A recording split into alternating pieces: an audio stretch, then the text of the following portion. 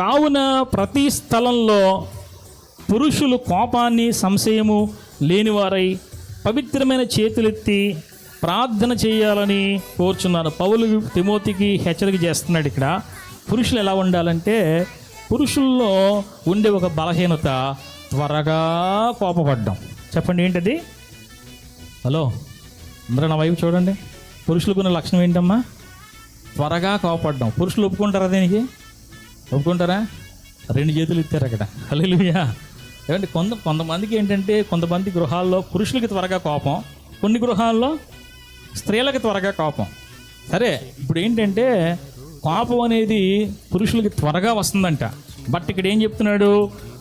ఇందువల్ల కోపం త్వరగా వస్తుందో తెలుసా మీకు? ఇదిగోండి, సంశయాలుంటే, సందేహాలుంటే కొంతమంది త్వరగా కోపానికి ఏమవుతారంట? లోనవుతారంట. అందుకని కోపము సంశయము లేకుండా పవిత్రమైన చేతులెత్తి వారు ఏం చేయాలి? ప్రార్థన చేయాలి. పురుషులకి ఏముండకూడదు అంటున్నాడు ఇక్కడ? త్వరగా కోపపడే లక్షణం కానీ సందేహపడే లక్షణం కానీ లేకుండా వారు ప్రతి స్థలంలో ఎక్కడ దేవుడు నిలబెట్టినా, ఎక్కడ దేవుడు నిన్ను నీతో మాట్లాడుతున్నా, ప్రార్థన చేయమని కోరినా నువ్వు కోపం కానీ సంశయం కానీ లేకుండా చేతులెత్తి ఏం చేయాలంటున్నాడు ఇక్కడ? ప్రార్థన చేయాలి. ఒకవేళ ఆ సందేహాలు ఉంటే కనుక ఈ కోపపడే బలహీనతలోంచి కొంతమంది బయటికి రాలేరు. అందుకని కొంతమంది తెగేసి చెప్తారు, నాకు కోపం చాలా ఎక్కువ అండి.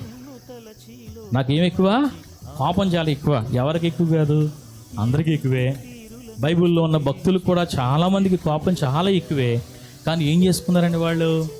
కోపాన్ని ఏం చేసుకున్నారు? చంపేసుకున్నారు. దేవునికి స్తోత్రం కలుగును గాక.